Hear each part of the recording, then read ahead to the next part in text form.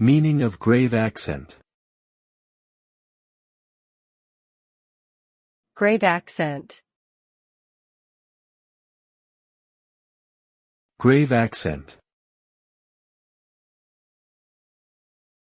Grave accent. Grave accent. A grave accent, also known as a backtick or grave accent mark, is a punctuation symbol, used in various programming languages, such as JavaScript and Python, among others.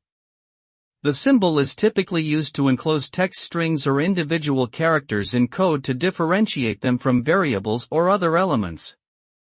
It is often used in conjunction with other symbols such as parentheses and brackets to create complex expressions.